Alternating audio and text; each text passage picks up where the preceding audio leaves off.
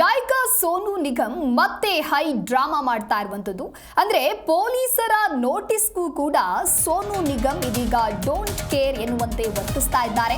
ಕರ್ನಾಟಕ ಪೊಲೀಸರ ಭೇಟಿಗೆ ಟೈಮ್ ಕೊಡದೆ ಸೋನು ನಿಗಮ್ ಕಳ್ಳಾಟ ನಡೆಸ್ತಾ ಇದ್ದಾರೆ. ಕನ್ನಡಿಗರನ್ನ ಭಯೋತ್ಪಾದನೆಗೆ ಹೋಲಿಸಿ ವಿವಾದವನ್ನ ಮಾಡಿಕೊಂಡಿದ್ರು. ಈವರೆಗೂ ಕೂಡ ಯಾವುದೇ ಹೇಳಿಕೆಯನ್ನ ನೀಡಿಲ್ಲ ಗಾಯಕ ಸೋನು ನಿಗಮ್. ಹಾಗಾಗಿ ಹೈಕೋರ್ಟ್ ಮೆಟ್ಟಿಲೇರೋದಕ್ಕೆ ಪೊಲೀಸರು ಕೂಡ ಇದೀಗ ಸಿದ್ಧತೆಯನ್ನ ಮಾಡಿಕೊಳ್ತಾ ಇದ್ದಾರೆ.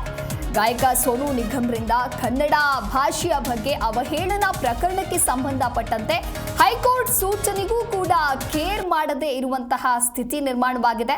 ಅಂದ್ರೆ ಘಟನೆಯಾಗಿ 1 ತಿಂಗಳು ಕಳೆಯುತ್ತಾ ಬಂದರೂ ಕೂಡ ಸೋನು ನಿಗಮ್ ಇನ್ನೂ ಹೇಳಿಕೆಯನ್ನ ಕೊಟ್ಟಿಲ್ಲ.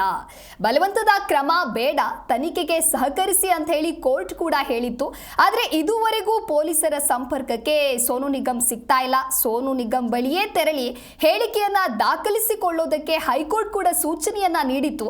ಆದ್ರೆ ಆ ಭೇಟಿಗೆ ಸಮಯ ಕೊಡದೆ ಸೋನು ನಿಗಮ್ ಸತಾಯಿಸ್ತಾ ಇದ್ದಾರೆ ಎನ್ನಲಾಗಿದೆ. ಯಾವಾಗ ಕರೆ ಮಾಡಿದ್ರೂ ಕೂಡ ಸಮಯ ಕೊಡ್ತಾ ಇಲ್ಲ. ಸದ್ಯ ಇನ್ನೆರಡು ದಿನ ಕಾದು ನೋಡಿ ಪೊಲೀಸರು ಚಿಂತನೆಯನ್ನ ಮಾಡ್ತಾ ಇದ್ದಾರೆ. ಅಂದ್ರೆ ಸಮಯ ಕೊಟ್ಟಿಲ್ಲ ಅಂತ ಹೇಳಿದ್ರೆ ಕೋರ್ಟ್ ಗಮನಕ್ಕೆ ತರಬೇಕು ಅನ್ನೋದಾಗಿ ಈವರೆಗೂ ಕೂಡ ಹೇಳಿಕೆಯನ್ನ ನೀಡದೆ ಇದೇ ರೀತಿಯಾಗಿ ಗಾಯಕ ಸೋನು ನಿಗಮ್ ವರ್ತಿಸ್ತಾ ಇದ್ದಾರೆ. ಕನ್ನಡಿಗರನ್ನ ಭಯೋತ್ಪಾದನೆಗೆ ಹೋಲಿಸಿ ವಿವಾದವನ್ನ ಮಾಡಿಕೊಂಡಿದ್ರು.